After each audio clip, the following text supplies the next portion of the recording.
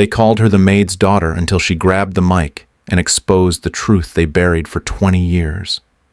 No one noticed the girl with the frizzy hair and shoes 2 sizes too big slip quietly through the side door of the Grant estate. The chandeliers glittered above polished marble floors, and laughter echoed through the grand ballroom where the city's elite raised their glasses to celebrate a legacy that had been carefully rewritten.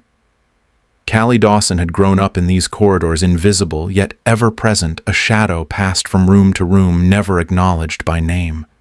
To them, she had been just the maid's daughter, a girl not worth remembering. But tonight she wasn't here to serve. She was here to speak. For 16 years, she had watched her mother, Loretta Dawson, move like a ghost through the mansion she once helped build, erased from history by the very woman now standing at the podium, toasting her stolen triumph. Margot Grant smiled like she owned the world, but she didn't own Callie's truth. And in just a few steps, with a single voice, Callie was about to reclaim not just her mother's place, but her own. Let the lies crack. Let the silence end. No one noticed the girl who slipped through the side door. Not the valet stationed out front.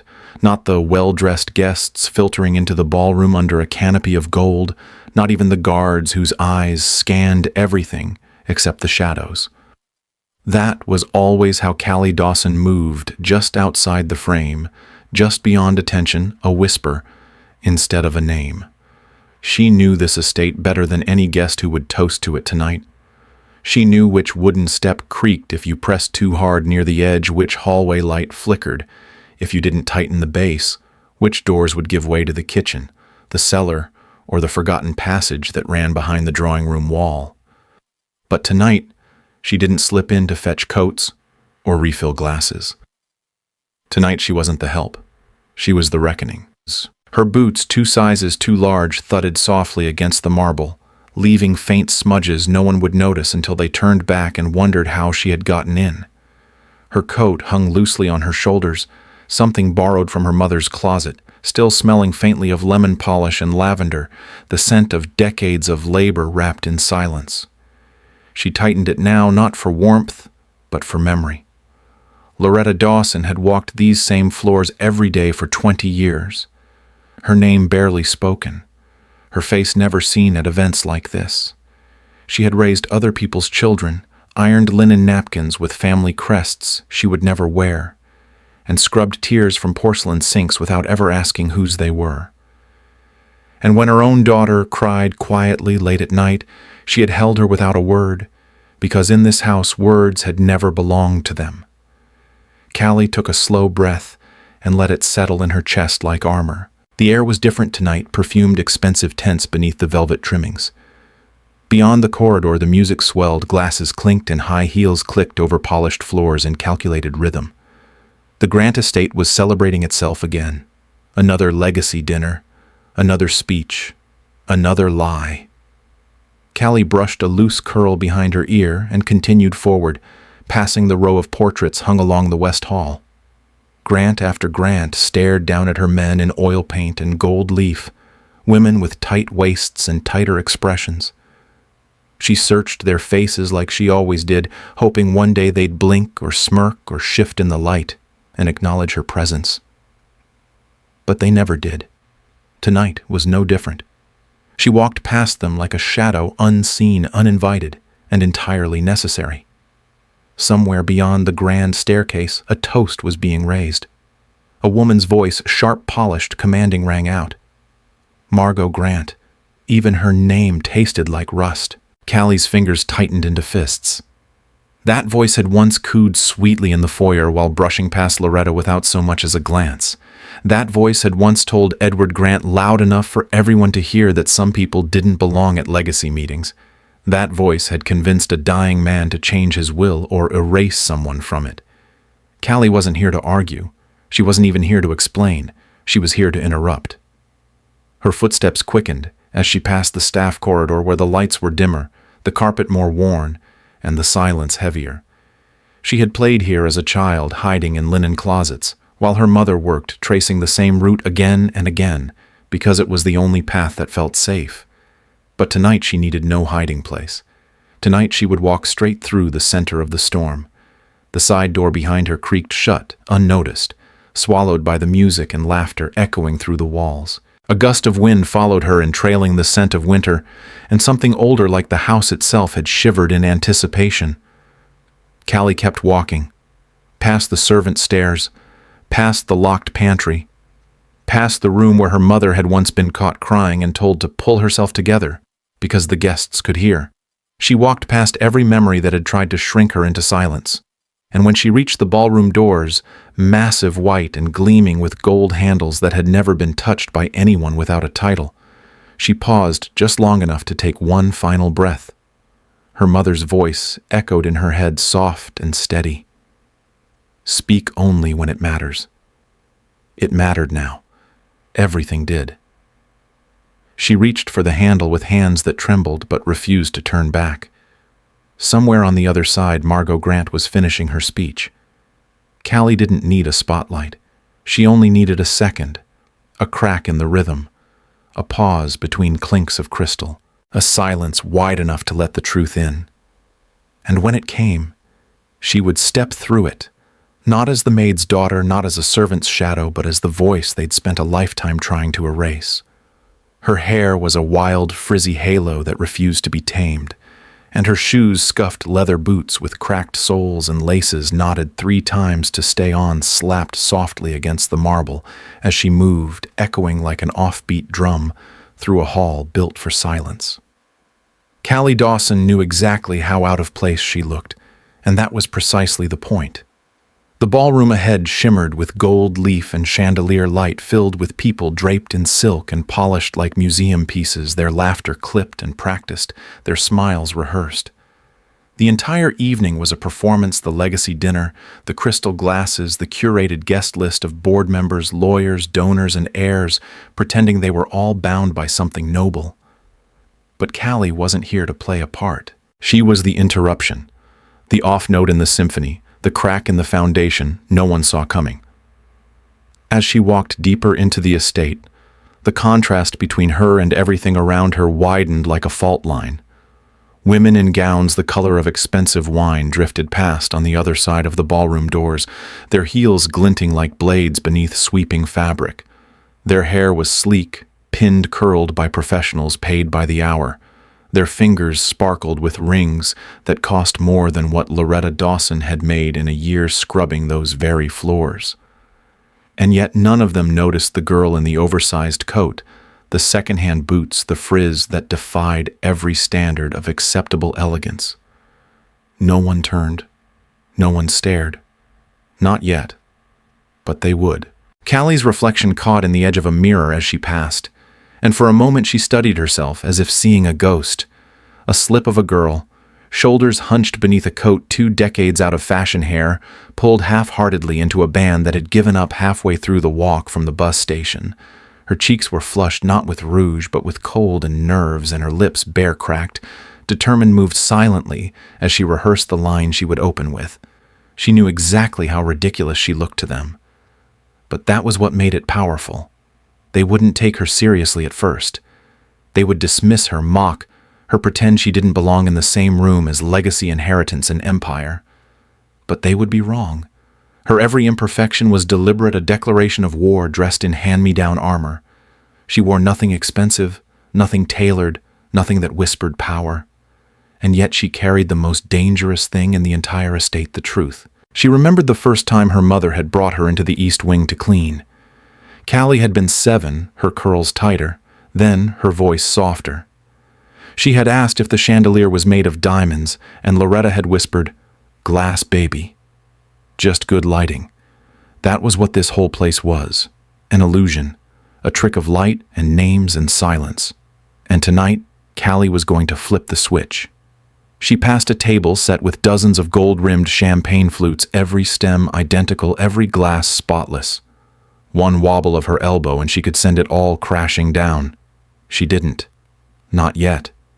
Instead, she kept walking deeper into the gilded belly of the beast. The hem of her jeans brushed against the marble too long, frayed, still damp from the puddles outside.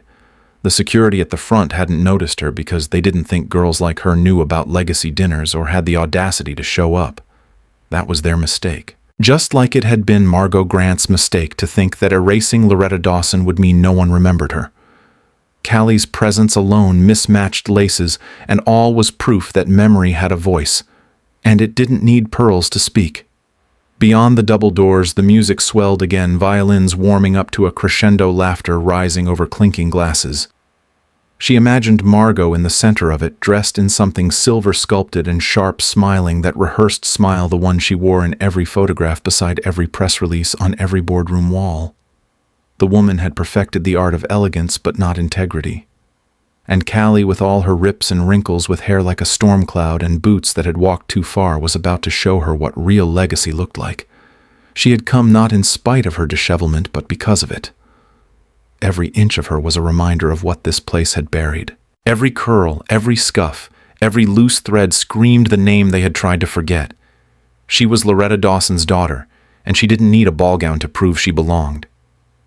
Callie moved through the hallway with the quiet confidence of someone who knew every inch of it, not as a guest, not as an owner, but as a girl who had memorized it by necessity.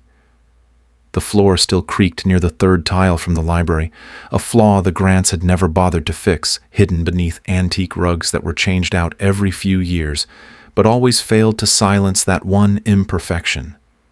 She remembered tracing her fingers along the edge of the wainscoting when she was 5, bored while waiting for her mother to finish ironing napkins for some gala she wasn't allowed to see. She had touched every inch of this corridor hid in the storage closet when the older Grant cousins ran through the house playing tag, dusted its corners, when the cleaning crew left it for last, and once when she was 9 even cried quietly on the floor behind the pedestal that held a vase no one ever watered.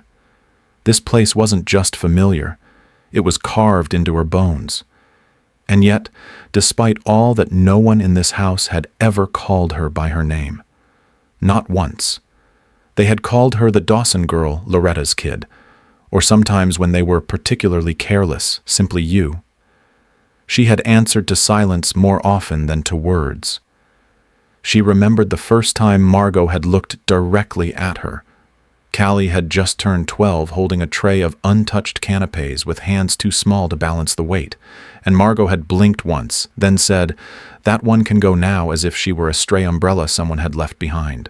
That was the thing about this house, it demanded you be invisible unless you were wearing the right last name. Even the portraits that lined the walls seemed to look past her. They hung in perfect symmetry. Stoic men in dark suits, women in high collars and hollow smiles, and she had spent countless hours wondering what they'd done to earn their frames. She didn't know their names, but she knew their positions, their scandals, their influence. She had heard whispered conversations about who was worth admiring and who was worth forgiving. But no one ever whispered about her. No one ever asked, "Where's Callie?" She was always there in the corner of every memory, blurred out like background noise. And yet even now she walked as if she belonged, because in truth she did. Her mother had bled for this place figuratively and once literally, when she sliced her hand opening a bottle of champagne and kept serving while wrapped in a dish towel. Her childhood had played out in this hallway like a quiet film no one ever watched. Every scrape on the wall, every stain on the molding had a memory buried beneath it, hers. And so as she passed the long corridor tonight, her boots whispering across the polished floor, she let her fingers trail along the edge of the paneling once more, not to remember but to reclaim. If the walls knew her, they would tremble. If the chandeliers could speak, they would apologize. But the house would not speak for her. Tonight, for the first time, she would speak for herself. As Callie moved past the edge of the east wing, where the light dimmed just slightly beneath the crown molding, her memory drifted backward, pulled not by nostalgia but by something heavier. Grief sharpened into clarity. She could still see her mother there, not in some grand, glamorous moment, but in 1,000 quiet ones stacked like folded linen in a closet no one opened. Loretta Dawson had lived in the Grant estate for over 20 years, and yet left behind barely a trace. No plaque bore her name, no photo in the hallway, no thank you in a speech. She had polished the same floors that carried the weight of a dynasty, prepared meals that filled the mouths of people who never once looked her in the eye, and raised a daughter in a house where silence was the price of permission. Callie remembered how her mother's hands always smelled like lemon oil and dish soap. how she hummed under her breath while ironing a habit she only allowed herself when no one else was in the room. She remembered watching Loretta scrub marble tile on her knees with the kind of focus usually reserved for prayers, as if the act itself were a liturgy. She remembered her mother's laugh, soft and rare like a secret she was afraid to share too loudly, and how that laugh always died the moment footsteps echoed down the hall. Loretta had learned to vanish without moving. She had taught herself how to become background present, but never acknowledged, vital, but never visible. She loved without asking for recognition, worked without ever demanding fair pay, and raised Callie with a quiet tenderness that the world had never witnessed, because the world had never cared to look. Even in the few moments when Loretta allowed herself joy, it was laced with apology.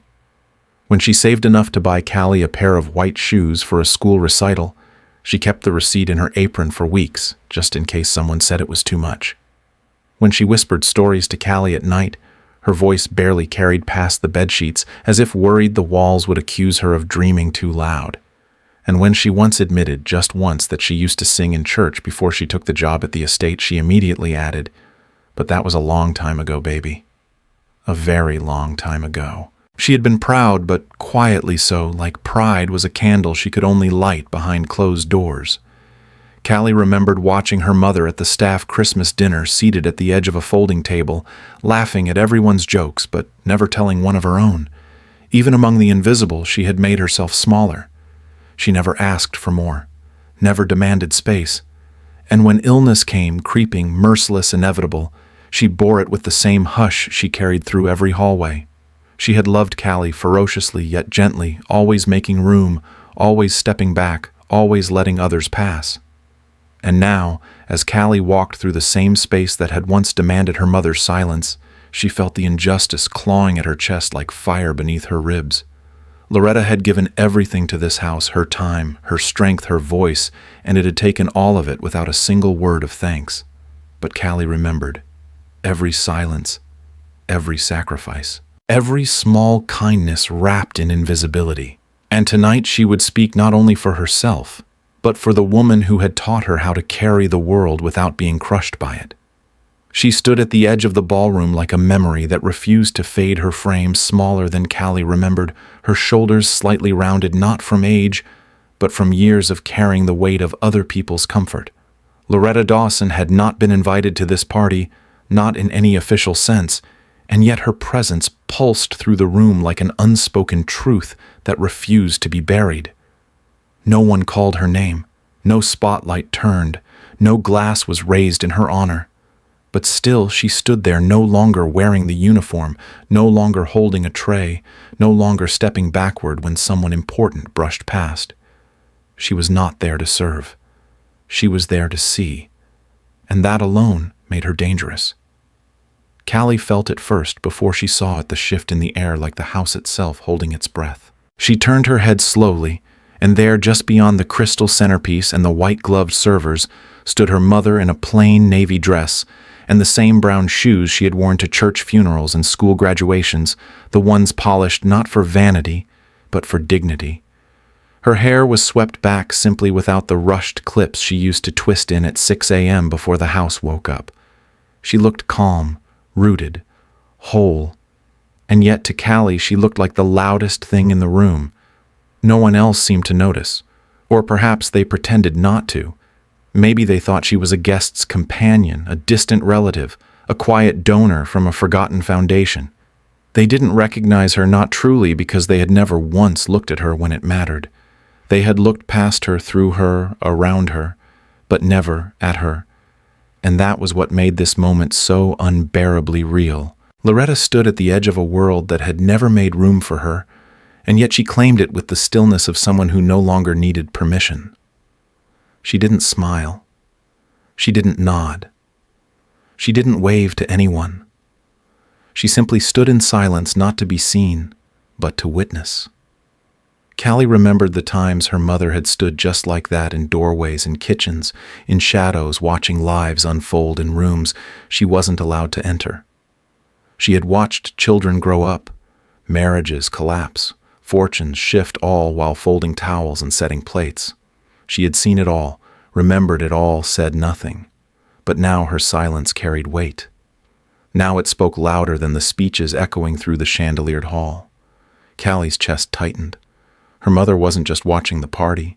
She was watching her daughter walk into the very heart of it. And not to serve, but to speak. For a flicker of a second, their eyes met across the space between the past and the present, and in that glance was everything that had ever gone unspoken: the pride, the pain, the warning, the permission. Loretta didn't need to say a word. Her very presence was enough. She stood as the living record of all the things this house had tried to erase, and tonight, for the first time, she wasn't hiding behind the silverware or the pantry door. She stood still so the world would have to move around her. A woman no longer cloaked in duty, but draped in truth. A maid, no longer. A witness, always. Margot Grant stood beneath the chandelier like it had been hung there just to crown her, a vision of precision in a steel-gray gown that shimmered like cold ambition, her posture straight, her expression calibrated to perfection. And when she raised her glass and tapped the crystal edge with the back of a polished ring, the room obeyed her silence, like a well-trained orchestra waiting for its cue. All eyes turned, all conversations softened, and the soft clink of forks against porcelain gave way to expectancy.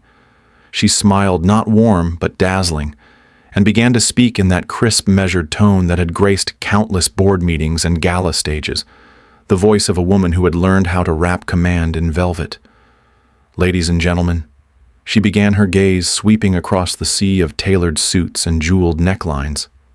Tonight is more than just a celebration of legacy. It is a moment of continuity, a bridge between past and future forged by the values and vision of the man we all knew, respected, and followed, Edward Grant. She paused, not for breath, but for effect. The name lingered in the air like incense. My father was not only a titan of industry. She continued, her hand resting lightly on the podium carved with the Grant family crest. He was a man of extraordinary foresight. He built more than buildings. He built a dynasty, one grounded in discipline, discretion, and loyalty. And it is with deep humility and unwavering responsibility that I accept the honor of carrying that legacy forward.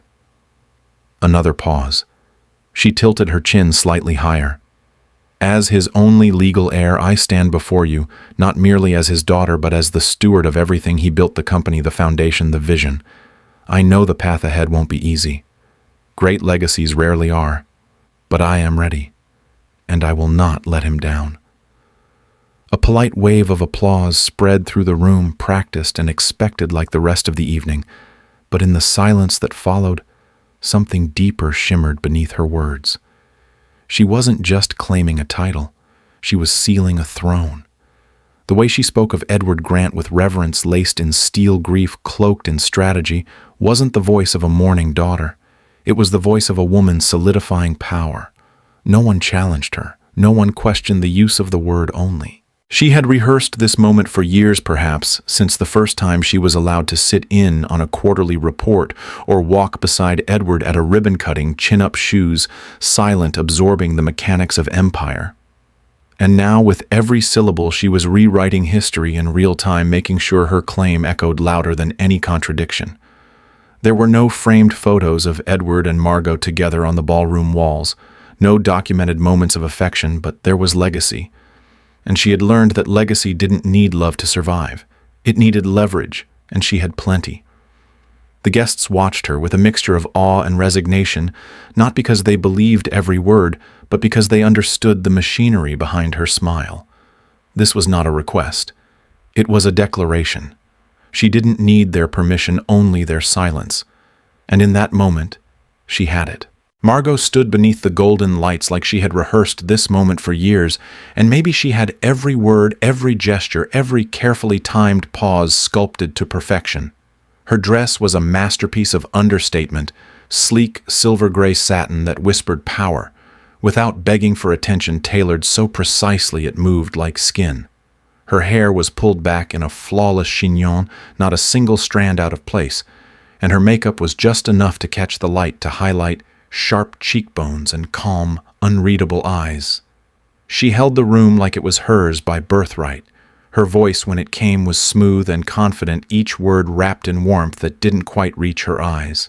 She smiled at the guests with practiced charm, the kind that had been polished in boardrooms, refined at charity galas, and sharpened behind closed doors. To the untrained ear, she was the portrait of poise, the grieving but determined daughter, stepping into her late father's shoes with grace and gravity. But to anyone who had ever learned to listen beneath the surface, her voice carried something colder: calculation, dressed as conviction. Every sentence she spoke felt like a needle stitched into a larger narrative, not truth but tapestry. And beneath all that silk and sparkle there was something else, something wound tight like wire hidden under velvet. She spoke of legacy, but the words tasted like conquest. She spoke of family, but there was no warmth in her tone, only control. Her confidence wasn't born of love or belonging. It was built on secrecy, cemented by silence, and reinforced by the belief that no one would dare interrupt her now. She had taken years to position herself here, slowly clearing the board of any inconvenient truths, erasing names that might conflict with hers, burying any history that didn't fit the Grant narrative she'd carefully constructed. And now, standing center stage with the world watching, she delivered a performance so convincing that even the chandeliers seemed to lean closer. But Callie saw it, not just because she knew the truth, but because she recognized the pattern, the mask. The way Margot's smile froze for half a second too long when she said only air. The way her eyes darted just briefly toward the east hallway as if checking whether a door had been left unlocked. She had perfected the art of visibility, being seen without being known, admired without being questioned. But power built on lies always glitters too much, like costume jewelry trying to pass for gold. And tonight, beneath the polished words and mirrored walls, the cracks were beginning to show, not to the crowd perhaps, but to the one person who mattered most. Callie knew what no one else did, that behind Margot's composure was a lifetime of theft, betrayal, and silence turned into strategy. The woman on stage wasn't just pretending to carry Edward Grant's legacy, she was hiding the fact that it had never belonged to her at all. The party sparkled with the kind of meticulous elegance that only old money could manufacture, champagne flutes refilled before they emptied, strings of violins playing melodies no one really heard, and chandeliers casting a soft, golden haze that made everything appear smoother, kinder, untouched by time or truth. Waiters moved like shadows in synchronized motion, guests laughed with a measured grace that matched the tempo of the string quartet, and every corner of the ballroom had been dressed to impress, floral arrangements flown in that morning, ice sculptures melting just slowly enough to suggest permanence, and a curated guest list of those who mattered, and those desperate to appear as if they did. At first glance, it was perfection, seamless, almost sacred. But beneath the gleaming surface, something pulsed, a silence too deliberate, a unity, too forced, an atmosphere that rang hollow once you listened close enough. This wasn't a celebration of legacy. It was its funeral dressed in silk and diamonds. The kind of gathering that pretended to honor the past while quietly rewriting it. Every speech, every toast, every subtle nod toward Margot's inheritance was not just a gesture of respect, but a confirmation of complicity. They all knew, or at least suspected, that the story was neater than the truth deserved. That somewhere in the folds of her perfectly tailored gown, Margot was hiding a signature, a document, a version of events rewritten just enough to erase what and who needed to disappear. The applause she received was not admiration, but obedience. And the wine they drank tasted sweeter only because it dulled the edge of discomfort. This was not a party, it was a performance, and everyone had been cast in a role: the allies, the enablers, the oblivious, and the silenced. The house itself seemed to play along its antique mirrors, reflecting a prettier version of the night, its walls holding secrets just out of reach, its floors polished so clean they nearly erased the footprints of those who came before. But Callie saw it all. From where she stood just outside the circle of crystal light, she could feel the weight of what was being taken, not just property or position, but memory, truth, the legacy of hands that had built everything without ever signing their names. The perfection of the evening was too smooth, too careful, the way a stolen painting is reframed and hung in a gallery, hoping no one notices the forgery. And the more flawless it appeared, the more fraudulent it became. It was a theft not with masks or weapons, but with speeches, signatures, and charm. A heist pulled off in front of an applauding crowd, and as the music swelled again and Margot raised another toast, Callie knew that the real inheritance, the blood, the labor, the silence, the sacrifice wasn't something Margot could steal, no matter how many guests clapped, no matter how many lies were dressed in lace. Because perfection when built on erasure doesn't shine. It rots beneath the glitter, and somewhere beneath the music and the lights, the truth waited, patient, steady, and just beginning to rise. Callie didn't plan the moment, didn't rehearse the words, but something deeper than thought moved her feet toward the stage, through a crowd that parted not out of recognition, but confusion. She didn't walk fast, didn't run just steady, purposeful steps that sounded louder, with every inch closer to the spotlight, the thud of old shoes against polished marble like a drumbeat that only the truth could hear. Margot was still speaking, voice smooth, smile, poised eyes scanning her audience like a queen delivering grace disguised as gratitude, when she paused mid-sentence. Not because she intended to, but because the room had started to shift. Heads were turning, attention was fracturing. A ripple of unease passed from guest to guest as if they all felt something was about to crack. And then Callie stepped onto the stage. No one introduced her. No one stopped her. For a breathless second she stood there beside Margot, two women cast in opposite roles, one polished and expected the other raw, and impossible to ignore. Margot blinked just once, then leaned toward the microphone again, clearly ready to reclaim her moment. But Callie raised a hand, not high, not dramatic, but firm, and spoke. Her voice wasn't loud, but it was unmistakable. That's not the whole story. The microphone caught the words and sent them out like a ripple through still water. Silence fell. Real silence, the kind that presses against your chest and makes you wonder what's about to happen. Margot stiffened, her smile flickering at the edges, her fingers tightening slightly around the podium. Callie didn't move closer, didn't invade, just stood there with her head held high, her presence alone rewriting the rules of the evening. You said you were the only heir, she continued, steady now, as if the act of speaking fueled her. But there's something everyone here deserves to know, something this house, this name, this legacy has tried to bury for far too long. No one clapped, no one breathed. The light still burned above them, the music had faded to nothing, and every eye was fixed on the girl in mismatched shoes who dared to interrupt the woman in diamonds. Callie felt the weight of the moment settle on her shoulders like an inheritance she hadn't asked for, but one she refused to reject. She wasn't here to cause a scene. She was here to end the lie. And as she looked out at the faces staring back at her, some confused, some curious, a few beginning to remember, she knew there was no going back. The story was about to change. The silence was about to break. And for the first time in her life, Callie Dawson wasn't in the background. She was the voice. She was the truth.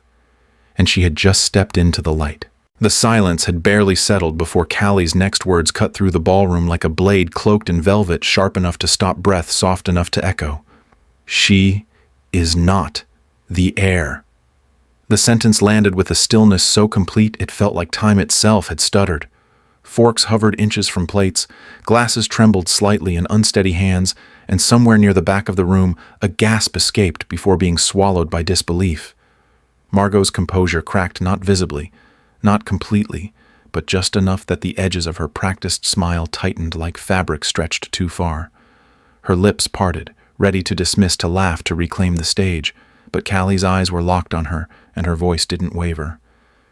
She is not the heir, Callie said again, more slowly this time, not as an accusation but as a fact delivered with the precision of truth that had waited far too long to be spoken. She was never the rightful heir. She was simply the first to silence everyone else.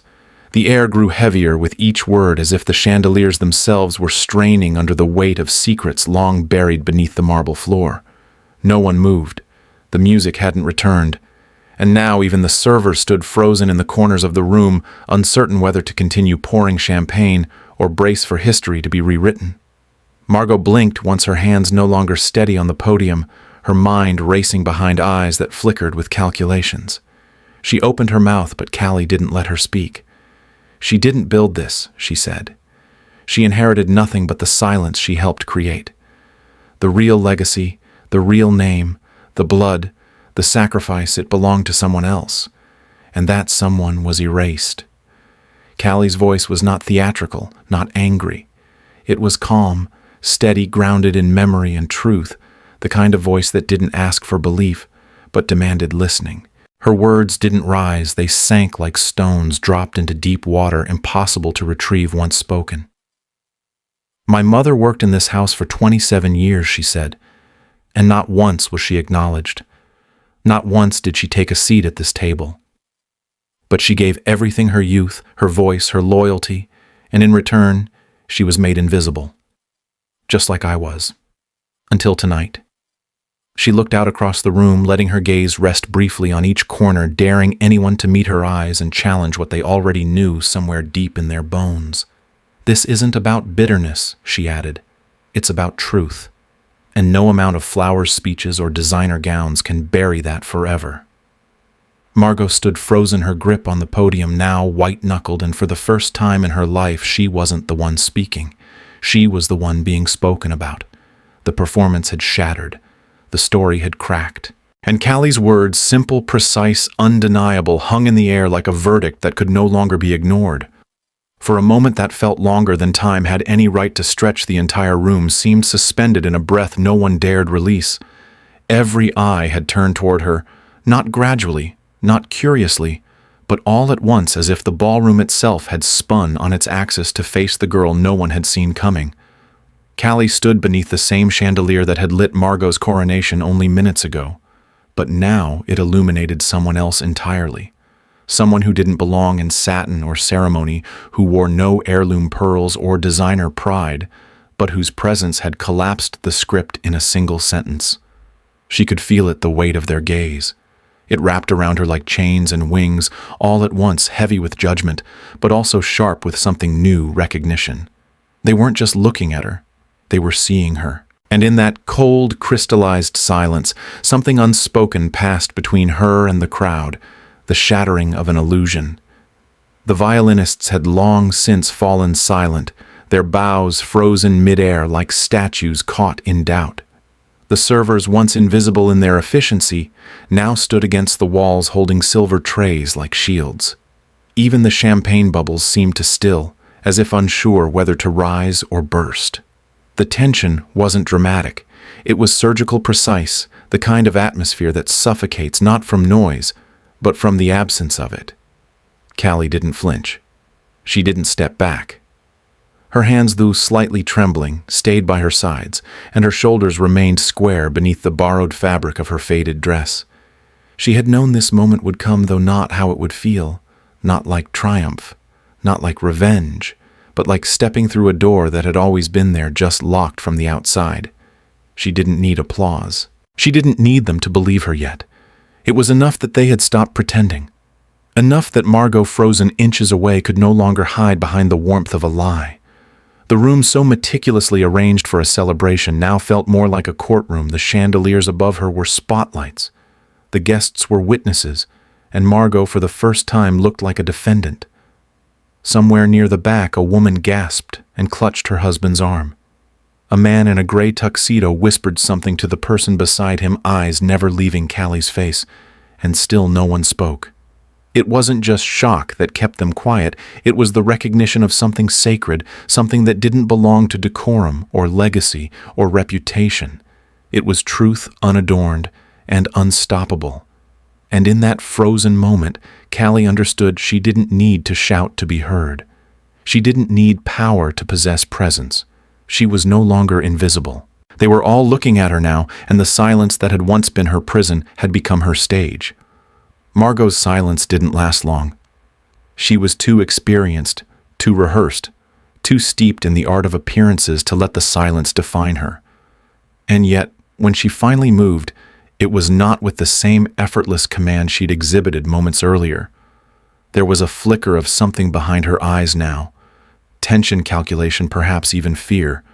But she masked it quickly beneath the curve of a smile that didn't quite reach her eyes. It was the kind of smile designed to dismiss, to diminish, to re-establish the unspoken rules of power.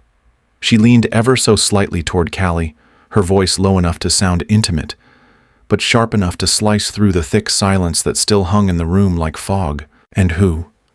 she said, tilting her head as if observing a curiosity rather than a threat. "Are you?" Her tone dripped with condescension wrapped in politeness but saturated with cruelty, the way only someone born into entitlement can weaponize words. The crowd didn't laugh. They didn't shift back into comfort. They watched. They listened. Because the question wasn't rhetorical. It wasn't harmless. It was Margot's attempt to reset the scene, to remind everyone who was polished and who was not, who had the microphone and who didn't, who had been invited and who had not. But Callie didn't flinch. She didn't look away. And in that split second before she even answered, it became clear to everyone watching that the power had shifted. Margot's smile was a mask slipping on a stage that had changed its lighting. Her question, once meant to silence, now hung awkwardly in the air like an outdated script spoken in the wrong play. Callie saw it for what it was: not a genuine question, but a defense. A last attempt to put her back in the shadows by reminding her she didn't belong in the light. But what Margot hadn't counted on, what no one in that room had prepared for, was that the girl in hand-me-down shoes had not come to ask for a place. She had come to take the silence and set it on fire. "Who am I?" Callie repeated, not mocking, not trembling, but calm, deliberate. She didn't rush the words. She let them breathe. "I'm the daughter of the woman you tried to erase, the one who scrubbed your floor while you learned to walk in heels, the one who kept your secrets while you rewrote the will, the one who stood in the background every time you took the spotlight." Margot's eyes flickered, but she didn't speak. Callie stepped slightly closer, not to threaten, but to be seen. "You asked who I am," she said louder now, the words no longer for Margot, but for the room. "I'm the truth you tried to bury, and I'm not going anywhere." The audience didn't erupt, but they leaned in. The silence didn't break. It shifted. And in that moment, no one was looking at Margot's smile anymore. They were looking at the girl who had just made the question irrelevant. Callie didn't raise her voice. She didn't need to. Her calm was louder than any accusation, and her stillness spoke with more gravity than Margot's entire performance. She looked out at the guests, men and women who had toasted Margot's success only moments earlier, now caught between disbelief and dawning awareness, and when she spoke again, it was not with anger, but clarity. "My name is Callie Dawson," she said, her voice even unwavering. "I am the daughter of Loretta Dawson, who worked in this house for nearly 3 decades. She cleaned these floors, cooked in that kitchen, ironed Margot's gowns, and kept secrets that were never hers to carry." The name Loretta hung in the air like a ghost resurrected, and a few people in the room instinctively looked toward the edge of the crowd, where an older woman stood silent, and still Loretta herself, present for the first time, not as a servant, but as a witness. Callie continued. She gave her life to this place, and in return she was given silence, but not by everyone. Before he died, Edward Grant gave her something else, a confession and proof. The murmurs started to build low and rippling like the first gusts of a coming storm. Margot stiffened. "That's a lie," she snapped, but her voice lacked conviction now, and her eyes darted nervously to the edge of the stage, as if searching for someone, anyone who could stop this unraveling. Callie reached into her small weathered bag, the kind no one had noticed when she walked in, and slowly pulled out a folded envelope thick and yellowed with time. "Inside this envelope," she said, raising it just enough for everyone to see, "is a copy of the original will, one that names Loretta Dawson as a beneficiary, one that was replaced with a forged version shortly after Mr. Grant's stroke. Signed under duress, witnesses intimidated, pages altered, and Margot Whitmore orchestrated it all." Gasps rose this time, louder, more fragmented. The illusion had cracked. Callie didn't smile. She didn't gloat. She simply told the truth as if she had waited her entire life for this moment, not out of revenge but out of duty. "We also have bank records," she added quietly, showing payments made to a former notary now deceased. Handwriting analysis, a sworn statement from one of the nurses who overheard a conversation she was never meant to hear. Margot tried to speak again, but the words stuck in her throat. Her mask, perfect for so long, was crumbling by the second.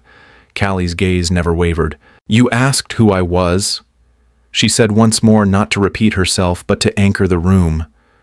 "I'm not here to cause chaos. I'm here to correct history. My mother was never meant to disappear, and I was never meant to stay silent." The envelope remained in her hand, not brandished like a weapon, but held like a key to everything Margot had stolen. And in that moment it was clear the story had already begun to shift, and Callie Dawson was no longer just someone's daughter. She was the truth they could no longer deny. The air in the ballroom felt as taut as piano wire, stretched so tightly that even the smallest sound, the faint rustle of silk, the soft clink of a champagne glass, seemed deafening in the silence that followed Callie's revelation. It wasn't just tension. It was anticipation, edged with fear, the collective breath of a room on the verge of change. Every guest stood suspended between loyalty and doubt, between what they had believed and what they were now forced to consider, their polished shoes rooted to the gleaming marble floor, not by etiquette, but by the weight of truth that had arrived uninvited and refused to be ignored. Margot remained frozen in place, her body rigid, her jaw clenched so tightly that even the edges of her composure began to crack. But she didn't speak again, not yet, because the energy of the room had shifted, and everyone felt it. It was no longer hers to command. Slowly, silently, the center of gravity in the grand hall had moved to Callie. She hadn't raised her voice, hadn't demanded obedience or applause, but something deeper than force had taken root in the crowd, the power of presence grounded in truth.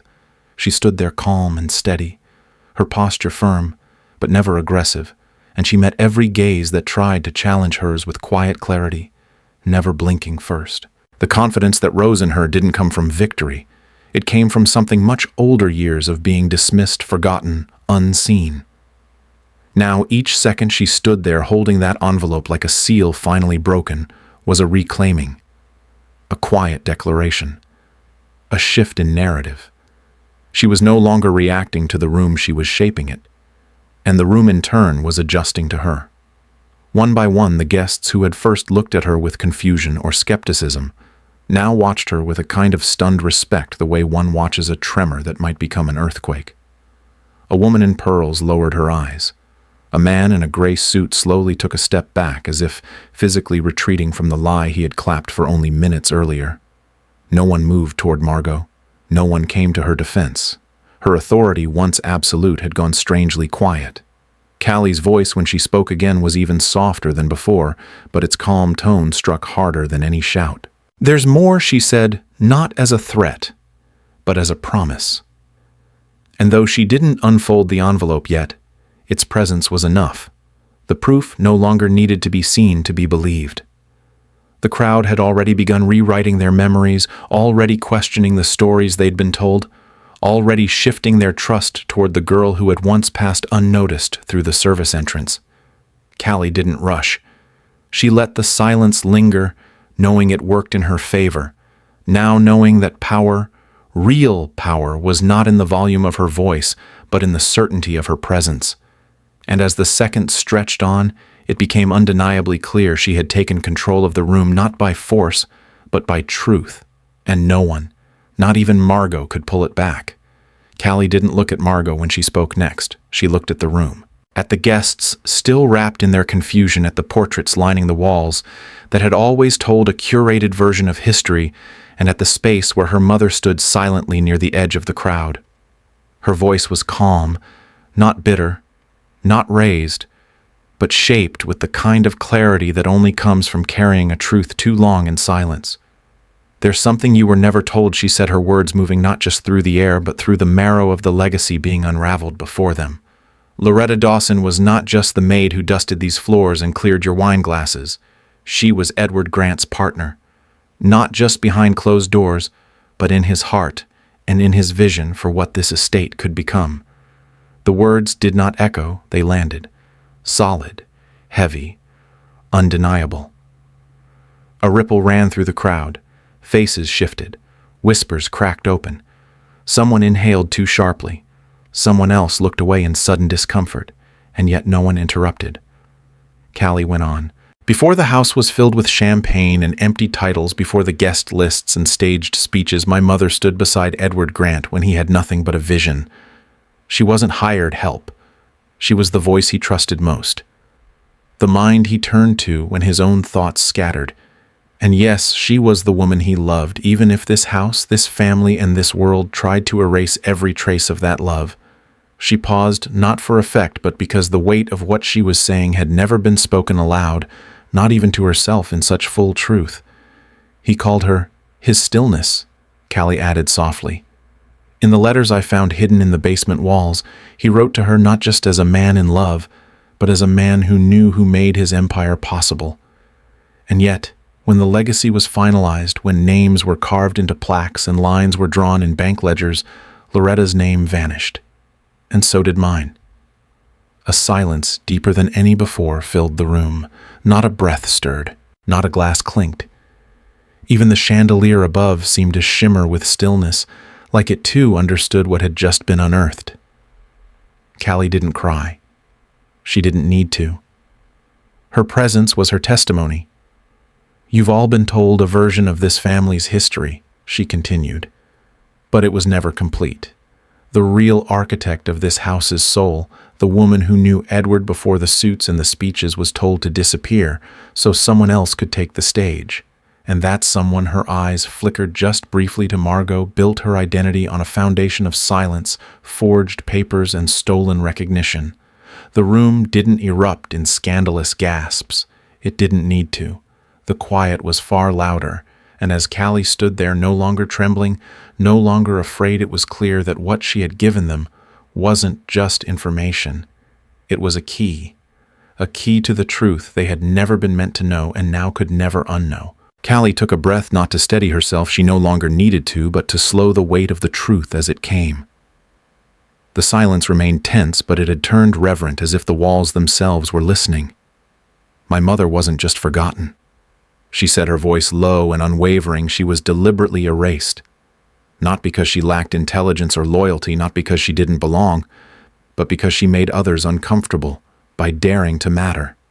Her eyes swept the room, catching brief flickers of shame, confusion, and something else, recognition.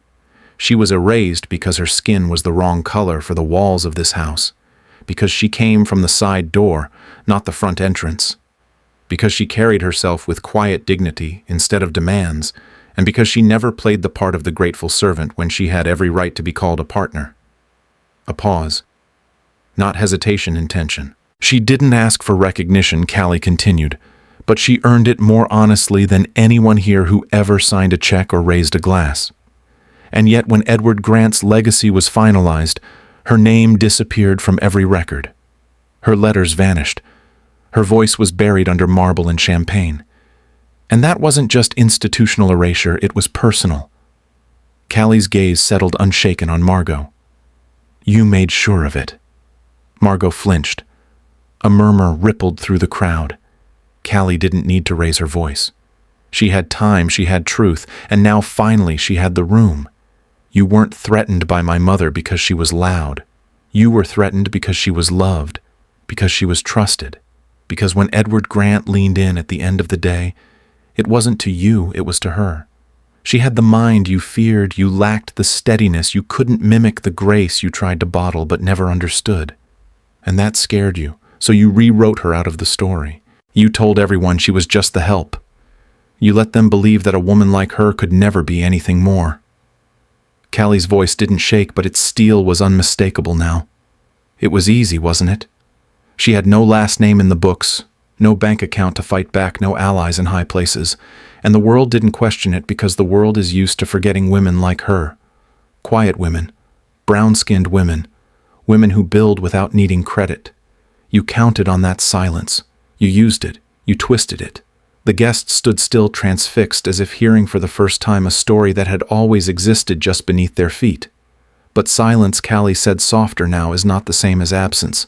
And today that silence ends.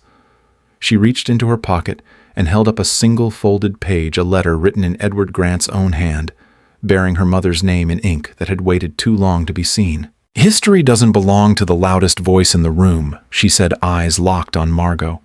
It belongs to the truth, and the truth never needed your permission to survive. Callie stood with the weight of history pressing against her shoulders, but no longer bending her spine. Her voice, though soft, carried with unmistakable force, no longer seeking permission, but carving space where it had long been denied. The silence in the ballroom wasn't the quiet of discomfort anymore. It was the silence of reckoning of a house forced to listen to the truth. It had long buried beneath its polished floors and gilded ceilings. She looked at Margot directly, steadily, unapologetically, and said the words that shifted everything. "If you wanted me silent, you're already too late." The sentence did not thunder, but it landed like a final chord, resonating in every corner of the grand hall. Her presence, once background noise, now reverberated through the very architecture of the place that had once tried to erase her name. "You had your chance to silence my mother." She continued, her eyes never leaving Margot's, "and maybe you thought you succeeded. Maybe you thought history would hold your version of the truth because she was too quiet to contradict you. But silence is not the same as consent. And absence is not the same as surrender." The guests remained still, their eyes flickering between the woman who had once commanded this room with performance and pretense, and the one who now held it with nothing more than truth. "I grew up in these walls." Callie went on, not as a daughter of privilege, not as a name in the registry, but as a shadow. "I heard the whispers. I saw the glances. I knew the weight of being looked through. And I carried that weight year after year, thinking, maybe if I just kept my head down, if I just stayed small, it would be enough to keep the peace. But silence is a prison you learn to escape the moment you realize who built it." She took a step forward, not with aggression but with purpose. "You built it, Margot. Brick by brick, lie by lie. And now you're shocked to find I found the door." Her words weren't angry, they were awake, alive, forged in every moment she and her mother had been treated as footnotes in a story they had helped author. You see, the truth doesn't need volume. It doesn't need applause. It just needs breath. And I am breathing now loudly, clearly, fully. She unfolded the page in her hand, the letter from Edward Grant addressed to Loretta declaring his love, his regret, his plan to make things right before time ran out. "This is not just evidence," she said, holding it up. "It's testimony. It's voice. It's legacy. And it's mine now. You don't get to erase us again." A murmur ran through the room, soft but undeniable, like the first crack through glass. "If you wanted me silent, you should have buried the truth deeper," she said, voice calm as fire. "But I've already found it, and I'm not giving it back." Panic flickered across Margot's carefully constructed face, the kind of panic that no amount of practiced poise could disguise once the ground began to shift beneath her. Her smile faltered, her voice sharpened. "Enough," she barked, trying to cut through the thickening truth like a dull blade. "Security now." She turned her head sharply, snapping her fingers at the suited men by the far wall who until this moment had blended into the decor like shadows with earpieces. But before anyone could move, before a single step was taken, a voice cut through the air, not loud, but unmistakably firm. "Let the girl speak." It wasn't a request. It was a command. The room seemed to freeze in response. The guards stopped mid-step, heads turned toward the voice, searching, questioning. And from the second-floor landing, illuminated faintly by the chandelier's reflection, stood an older man in a dark navy suit. His presence dignified his voice, tired but resolute. It was one of the board members, someone who had known Edward Grant personally, a man who rarely spoke at these events, but whose words, when spoken, carried weight like stone. Callie looked up at him, surprised, unsure, but she didn't need to say anything. His nod was enough. He had seen enough. He had heard enough. And in that single moment of silent allegiance, the room recalibrated. Margot faltered. Her command had been overridden. Her grip on the narrative slipped visibly like a rope unraveling in front of everyone. "Let her speak," the man said again, quieter this time but no less firm. It wasn't just him anymore. A few others in the crowd began to murmur, not in outrage but in support, soft, nervous at first but real. One woman lowered her champagne glass. Another man shifted away from Margot's side. The shift wasn't dramatic, but it was enough. Power, when built on illusion, crumbles, not with explosions, but with whispers. And Margot, for all her grand performances and legal manipulations, couldn't stop the whisper that had begun to rise, the whisper of truth finally surfacing. She opened her mouth to object, but nothing came out that didn't taste like desperation. The silence returned, but it no longer belonged to her. Callie stood still, not triumphant, but centered. She didn't gloat. She didn't rush. She simply held her ground, a young woman with no official title, no inherited power, only a voice that refused to be buried any longer. And in that silence, as everyone waited for her next word, something irreversible had happened. The room had chosen to listen. Margot's authority had been challenged not with force but with legitimacy. And no security detail, no forged document, no trembling threat could put that moment back in the bottle. Callie was no longer alone at the center of the storm. She had become the storm.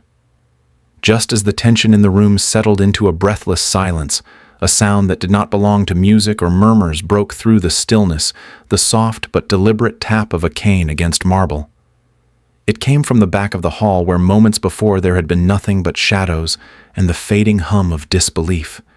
Heads turned slowly, almost hesitantly, and what they saw caused a ripple of motion so unified, so involuntary, it was like a wave moving through human stillness. Edward Grant was walking into the room. Or rather, he was being helped, his steps small, his frame thinner than most remembered the once broad-shouldered Titan now draped in the frailty of age and illness. But the moment his eyes lifted, the moment his gaze piercing and undiminished swept across the guests, it became instantly clear that nothing essential had been lost. The room straightened, as if commanded by an invisible hand. Edward didn't need to speak. His presence did what Margot's shouting threats and performance could not.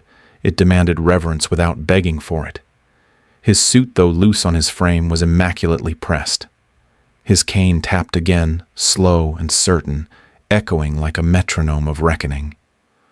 Loretta stepped forward instinctively from the side of the room, as if drawn not by obligation but by some gravitational pull, born of history of shared memory, too deep for words.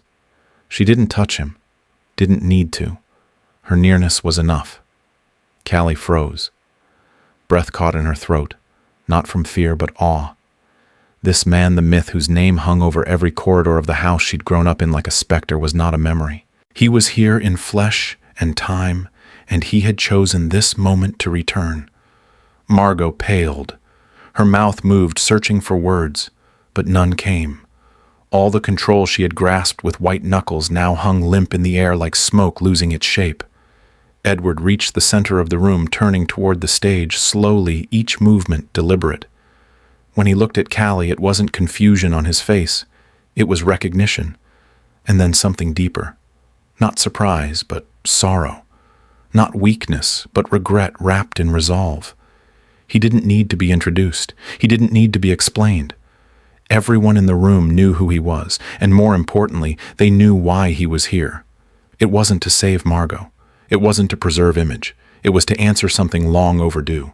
The great Edward Grant, once the most powerful man in the city, stood there now, not as a mogul, but as a man with unfinished business. A man who knew the truth, had finally clawed its way to the surface, and that his silence could no longer shield anyone.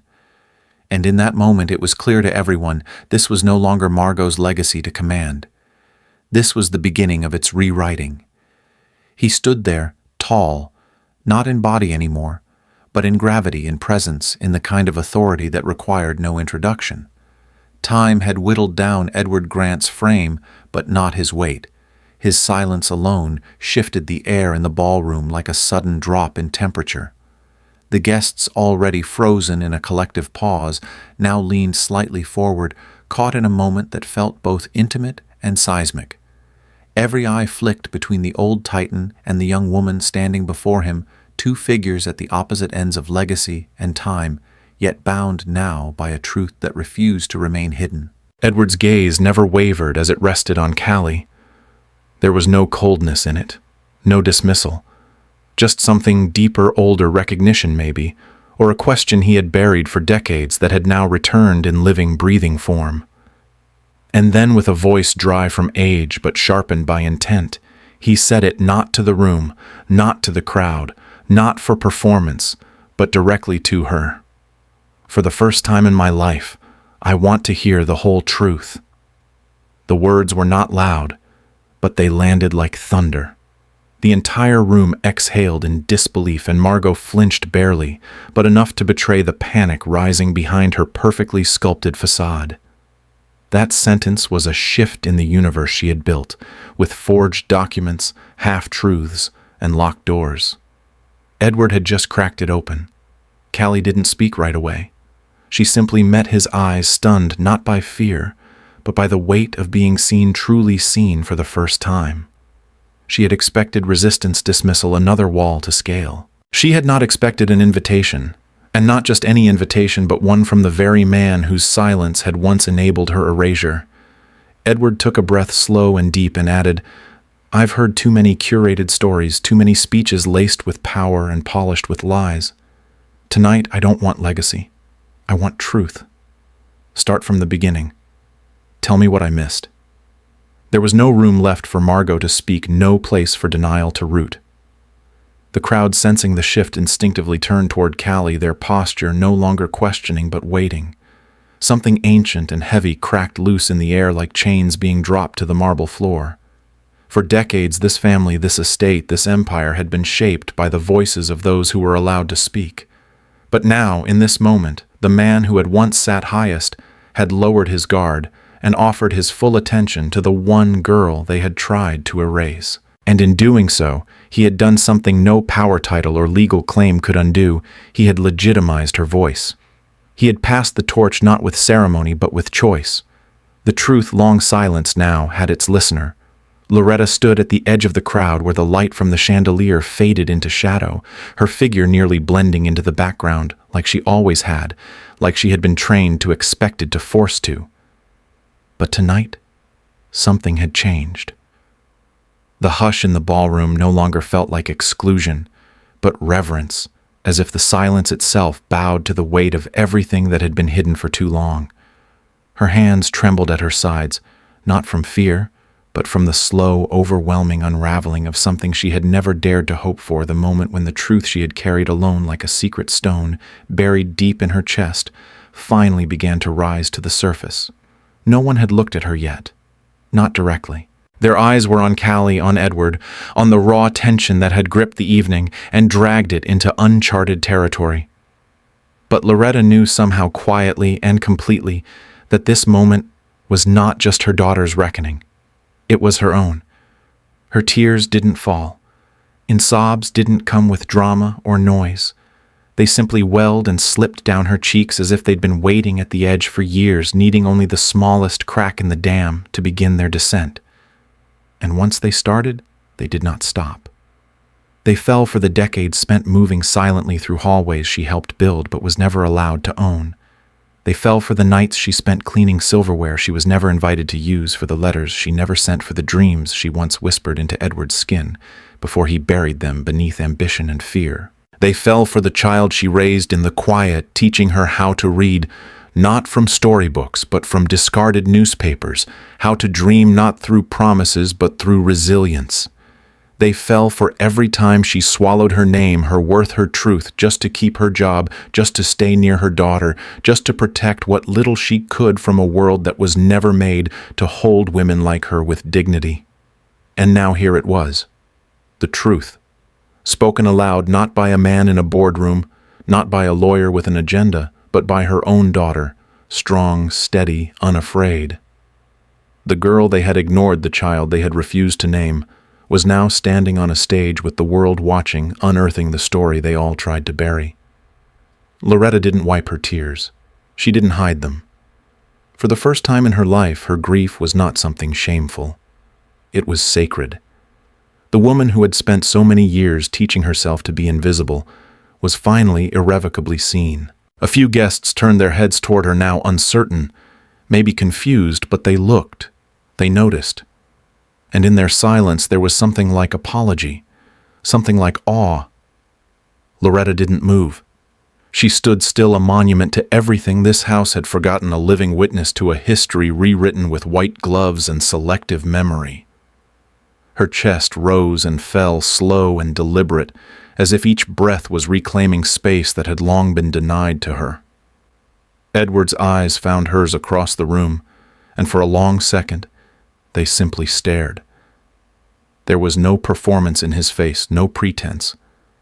Just a man looking at the woman he once loved, the woman he betrayed, the woman who stood there now with tears on her cheeks and a legacy in her daughter's voice.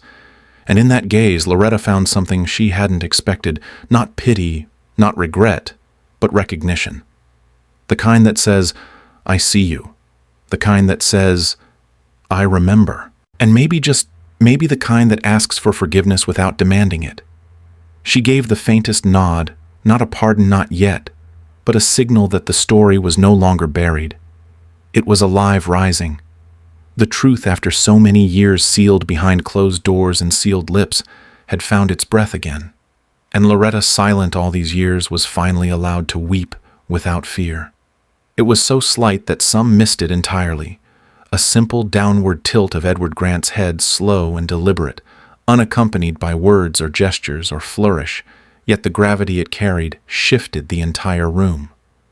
To the uninformed eye, it might have seemed like a reflex, the courteous acknowledgement of a speaker, but to those who understood what had just transpired, Callie, Loretta, and the few whose minds had not yet been dulled by generations of curated myths and golden lies, that nod was nothing short of a turning point in history. In that small, quiet movement, Edward undid years of silence, denial, and complicity.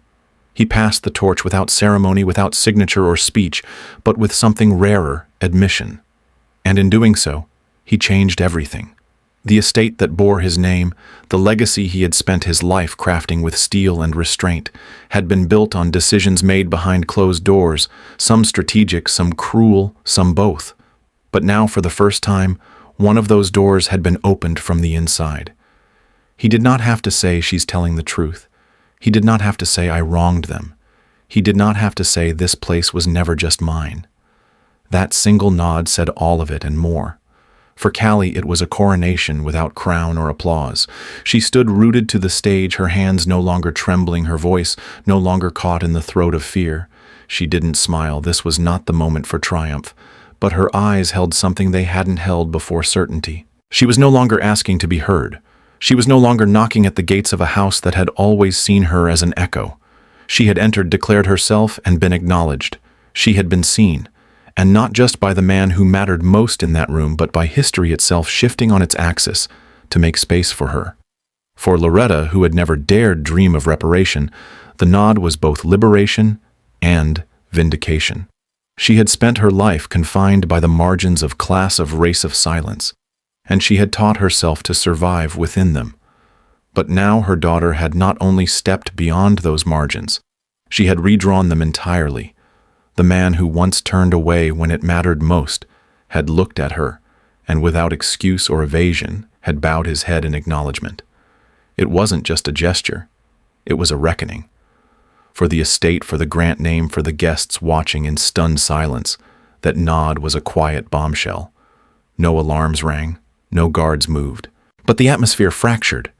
The illusion that this legacy was pristine, that inheritance was just that power, had always been held by the rightful hands. It all cracked under the weight of that small nod.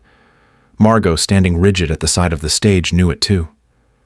Her carefully constructed reality, the legal documents, the forged timelines, the cultivated image wobbled like crystal on an unstable shelf. Edward's nod didn't just validate Callie. It disarmed Margot without a word. The crowd shifted. Some guests glanced toward Loretta, then quickly looked away, ashamed they had never asked her name. Others stared at Edward, trying to reconcile the man they revered with the truth now unfolding before them. And some, the most perceptive, turned their eyes to Callie, not with doubt, but with dawning recognition. The girl they had dismissed as background had become the narrator of a story that no longer belonged to the elite few. Edward's nod had transferred more than moral weight. It had reoriented the room's center of gravity. The estate, which had long operated as a monument to control, now breathed with something it had never allowed in its hall's truth. Not the polished truth of press releases and portraits, but the raw bloodline truth that revealed who built the foundations and who paid the price in silence. From that moment forward, nothing could return to the way it was.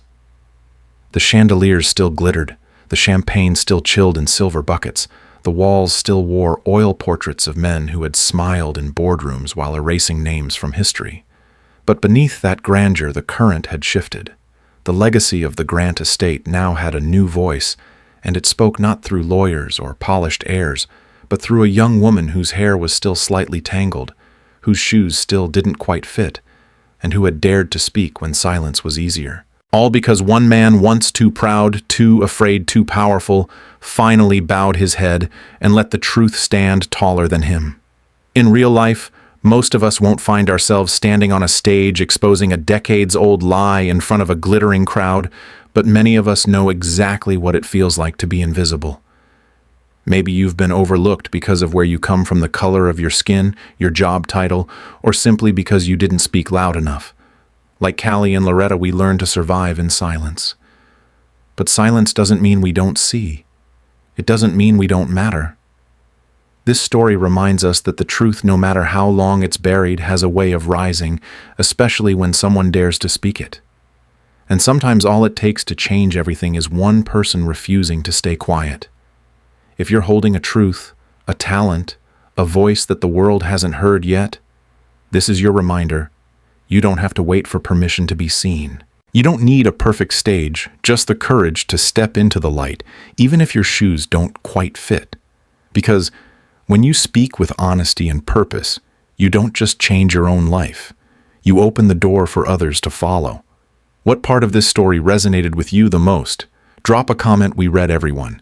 Save this video if it moved you, and don't forget to subscribe to the channel so you never miss a story that speaks truth to silence.